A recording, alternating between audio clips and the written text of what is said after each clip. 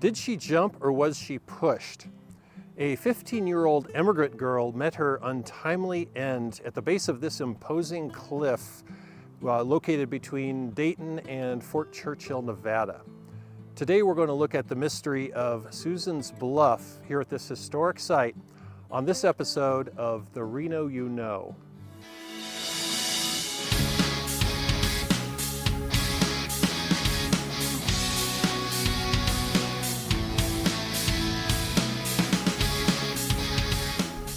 All right, we are headed down to Susan's Bluff on the old Fort Churchill Road, and we're going to take a cut through Virginia City and head down the old 6 Mile Canyon to get there. I used to come to Dayton, Nevada every Wednesday, every week for 6 years in the discharge of my duties for my previous employer, so I'm pretty familiar with the area. And several years ago, I wanted to get more information about this part of Nevada. So I went to the interwebs and I found this story, and it really intrigued me. And I don't know if you remember my Pony Express episode when I went and found all those old Pony Express stations. On that, I passed by the site of Susan's Bluff, and I don't know if you remember me saying, I really need to come back here in fall when all the colors turn and take a closer look at the events that transpired there in 1849.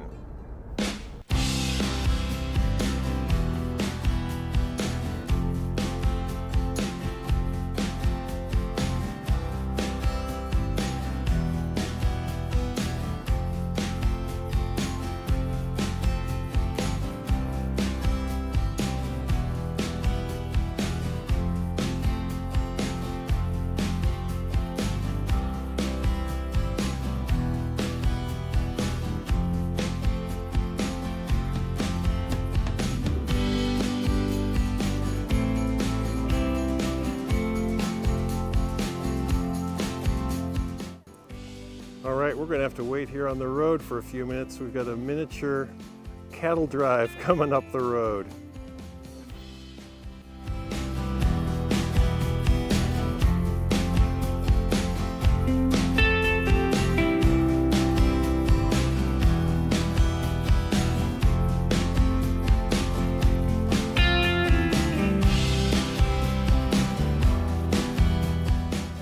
The California Trail segment that we're looking at today was an alternate of the Carson River route that immigrants used to get down the Carson River towards Dayton, Nevada, and then on to Carson City.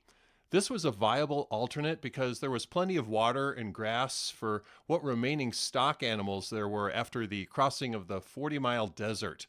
I'll leave a link in the description below if you haven't seen our video on the 40-mile desert.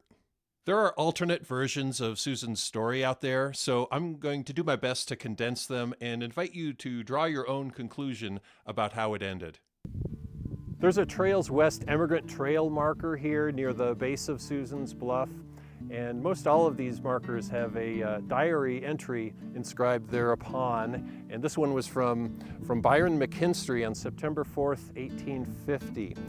He said, "Cross the river here, to avoid some very high bluffs, which here come to the river. One is very high, leaving a footpath under it. The country is very mountainous, the hills bare and rocky. The valley is very narrow." The accounts do agree on many facts, including that Susan O'Brien was a 15-year-old immigrant girl traveling with her parents and her younger brother towards the front of an immigrant wagon train coming right through this area in 1849. The family had endured a previous scrape with Indians in Nevada close to the Utah border. While the menfolk of the wagon train were out hunting, a group of Indians appeared and demanded food and whiskey from the women and children present.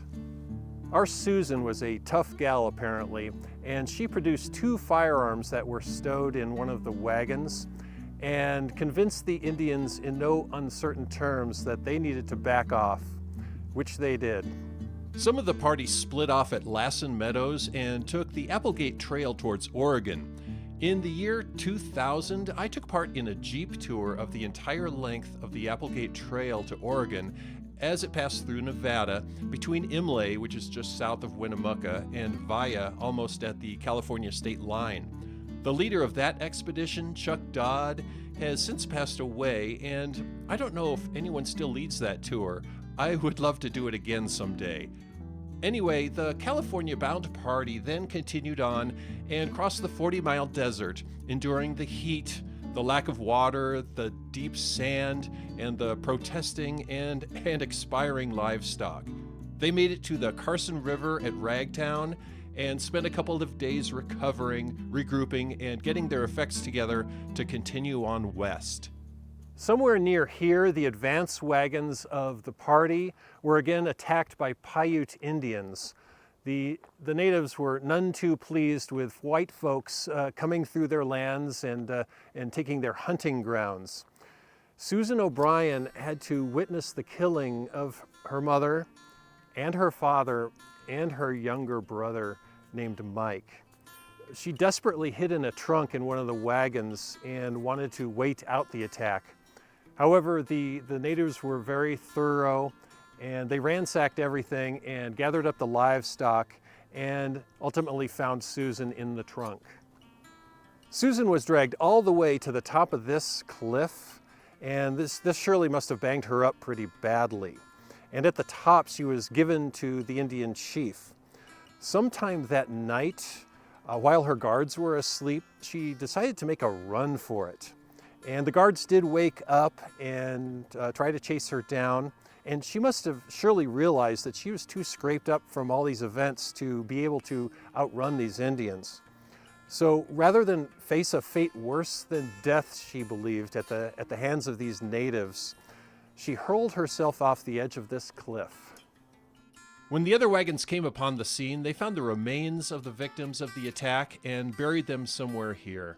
A report from 1912 by the Nevada Historical Society reported that at that time, at the base of the cliffs here, were 3 immigrant graves, each one marked with a wagon tire, and one of the names recorded there was Susan. At some point, the geological feature here was named Susan's Bluff. As I thought more and more about this story as I drove in and around Dayton all those times, I thought to myself, well, hey, how can this story be corroborated? There weren't any witnesses really to these events other than the natives, and that's where the story gets even more interesting. Years ago, a reporter from Fernley, Nevada was researching the facts of what transpired here, and she was able to interview a Paiute tribal member who knew his people's oral history of what happened, a recounting of their version of it that had been kept alive for more than 150 years.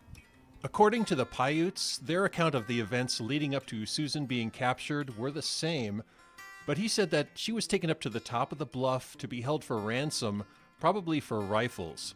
While the Indian women were preparing a meal, Susan demanded to be released, and during this heated exchange, she grabbed and threw an Indian woman's mortar and pestle over the edge of the cliff. This was a big no-no to the Indian women, who took much pride in their carefully crafted tools. In response, they angrily threw Susan over the edge to the jagged rocks below.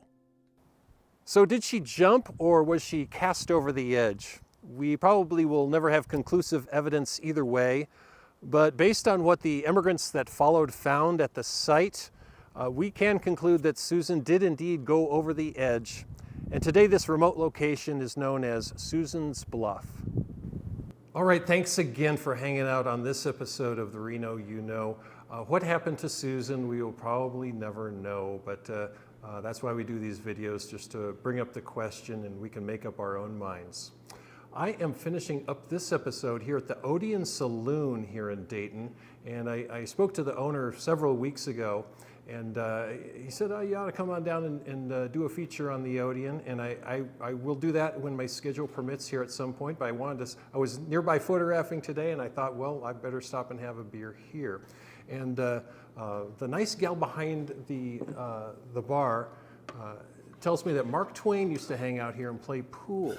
And this is a photograph of Mr. Sam Clemens, Mark Twain, playing pool. She says, it's here. I'll need proof. I'd love to believe it. So maybe when I do that feature, we can get down to brass tacks and figure it out. And today I'm enjoying a Parley 6 Detour Red, a fine red ale by the fine people at Parley 6 up in Reno. It's a new brewery in Midtown Reno, so be sure to check them out. That is all I have for you today. I'm also working on another episode that we're going to get online very shortly, I hope. So until next time, as Harold S. Smith Sr. of Harold's Club always said, I'm with you. Cheers.